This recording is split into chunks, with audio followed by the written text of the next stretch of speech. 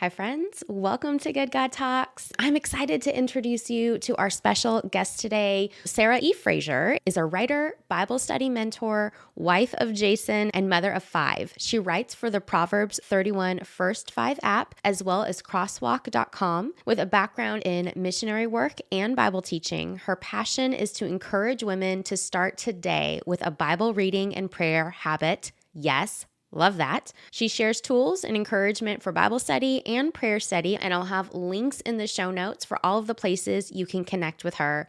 She also recently released her first book, I Didn't Sign Up for This: How to Rest in God's Goodness When Your Story Shifts. I thought she would be a perfect guest to include here in our series on reconstructing faith. So take it away, Sarah. Following God has really taken me down paths I never dreamed would be a part of my life. When I was 16, I was on a mission trip to Peru. It was during that week that I surrendered to God. I told God, I'll do whatever you want me to do. And almost 25 years later, I never imagined all of the twists and turns that would mean when I said, God, I will follow you. From adoption to special needs parenting, from deep, deep ministry hurt and learning how to live a life of obedience. There was so much truth about God that I needed to learn, especially about his goodness and his sovereignty. Some of these lessons came from the life of Moses. And today I wanted to read a verse that is found in Exodus 33. He's standing on the mountain and he's talking to God. God has asked Moses to go into the promised land, and he tells God in verse 14,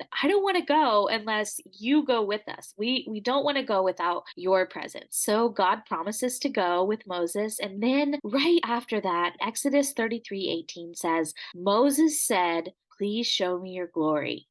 Wow. That is like just a bold request from Moses. What is even more amazing is that God replies, verse 19, and God said, I will make all my goodness pass before you and will proclaim my name before you, the Lord. And I will be gracious to whom I will be gracious, and I will show mercy on whom I will show mercy. Before this request, Moses had walked a hard road. Adopted as an infant, he grew up in a foreign household. When he tried to lead the people out of slavery at the age of 40, the people rejected him, and so did his Egyptian family. He flees to Midian, where he marries a foreigner and lives 40 years as a shepherd. At the age of 80, Moses encounters God at the burning bush, and God tells Moses that now is the time to rescue the people. So Moses, with his brother Aaron, confront Pharaoh and eventually lead the people out of Egypt. They cross the Red Sea. They suffer hunger and thirst and watch God provide manna and water from a rock. And after all of that, Moses and the people make it to Mount Sinai.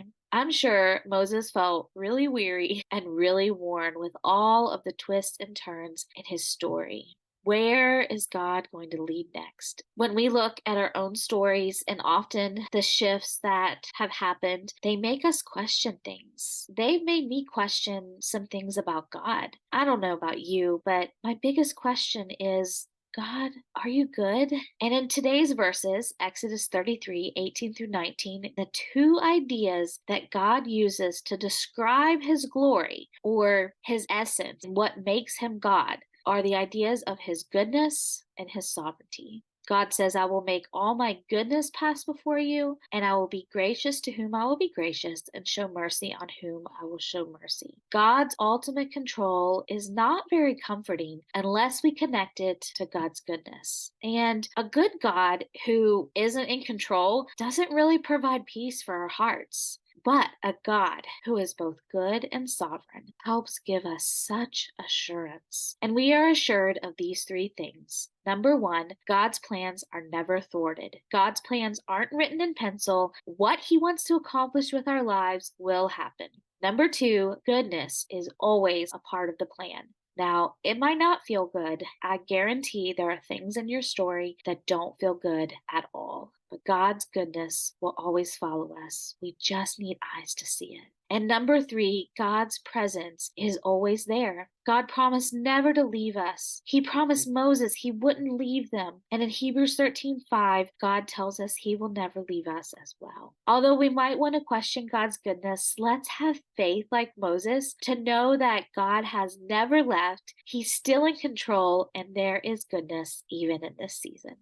What an encouraging message about God's goodness. Again, we have links here in the show notes for all the places you can connect with Sarah and where you can find her book, I Didn't Sign Up for This. As we end this episode, I want to leave us with a question that we can all now take into conversation with God. God, please show me what's one way your goodness is on display in my life. God's goodness passes before us too. I wonder what he wants to show you. Have a good talk.